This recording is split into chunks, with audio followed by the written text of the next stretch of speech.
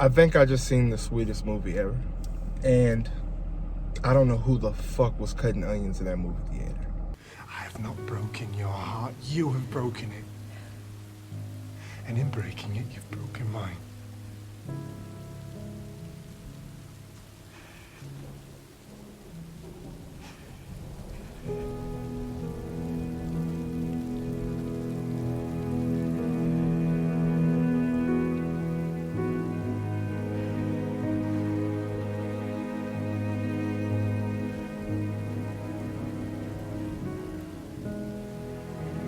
Kiss me again.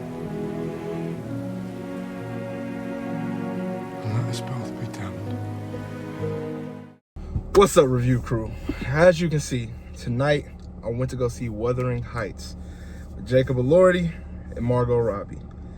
And when I tell y'all, like, on some real shit, this was probably the most beautiful movie that I have ever seen in my life. Like, whoever the writers were, I don't know what award writers get, but they deserve them all.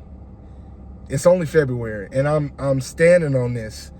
It will not be a movie more beautifully written than Wuthering Heights. Like, this movie is fucking, it was so fucking beautiful, bro. Like, so it's about two young kids, Margot Robbie's character and Jacob Elordi's character. All right, so she comes from a very rich family, and this takes place in maybe 1800s. And they have plenty of servants. One day, there's a hanging in their village or whatever, and this hanging is for a man who has a son. This son turns out to be Jacob Elordi's character, who Margot Robbie's dad ends up adopting and basically proclaims him as her pet. So it doesn't start as love, it starts as ownership. But with that ownership, like you do with a pet, like a dog, you gain trust for him, you gain love for him, and this pet gains loyalty, love, and trust for you.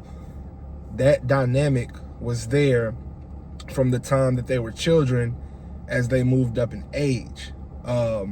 As they moved up in age, it became a lot more evident that things were starting to gain a sexual tension. And this sexual tension was enhanced when one night Margot Robbie was upstairs in the attic, and there was a hole in the floor, and she sees one of the servants, well, two of the servants, having sex together. And that kind of unleashed a beast in her that she didn't know she had. So she started masturbating, self-masturbating and stuff to get herself off. One day Jacob Elordi catches her.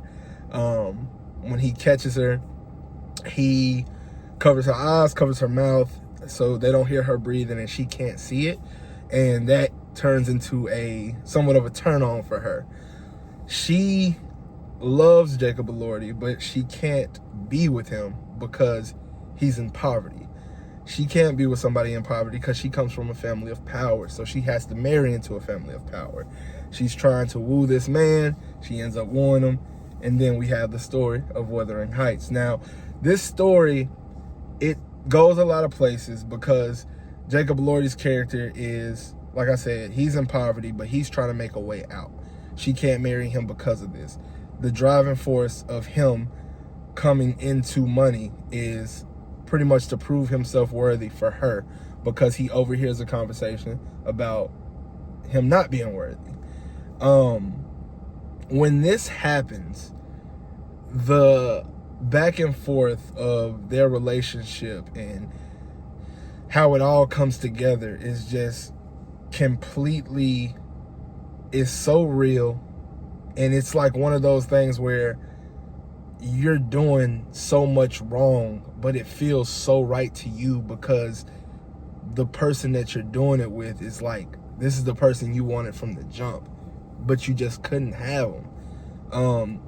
It's a subtext in it from Romeo and Juliet, and it almost feels like that same type of story.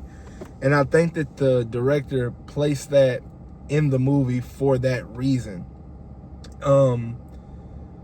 The dynamic between those two is so powerful because us as the viewer, we can see the love, but it has to be hidden by them to a certain extent. Like, it's never really said, it's just felt.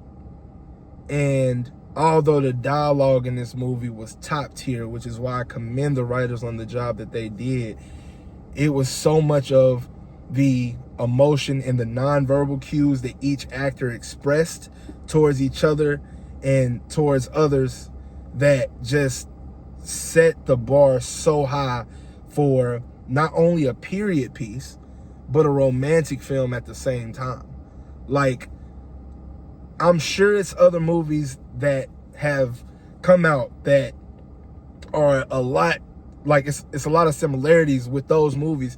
The thing is, I don't watch those types of movies. I put myself out there and I seen the previews and I just thought that it looked good. It looked good. And I'm blown away with the final product of this film because of just how well the actors portrayed this role and how well the writers put everything together. Like, Jacob is so charismatic and so strong with the things that he says and the way that he echoes those words with his emotion is just, it's so good. And the fact that Margot Robbie, like, you just see her battling with what's right and what in her heart she feels. And there's a thing that she says in here where it's like, do you love your husband? And she's like, yes, but I love him with this. Me and Jacob, we share the same soul. And it's like, God, who wrote this shit? It was so fucking powerful, y'all. Like, I want to go more in depth, but I don't want to give full spoilers. Like, I don't want to do that. So I gotta, like, leave it here. But I cannot commend those two actors, and then her other servant. She was phenomenal too. I can't remember her name. She was great too. And it just, this movie got me, y'all. I'm not gonna lie.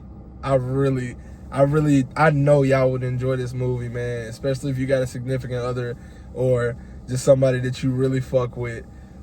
Even if you got a best friend of the opposite gender, or ladies, if you girls like want to go, like, it was so many, like, just like girl groups in there too. Like, everybody was crying at the end of the movie. It's beautiful, y'all. It is beautiful. This is up there for me. I'm not gonna lie. I really enjoyed this movie. I'll give it a 9 out of 10.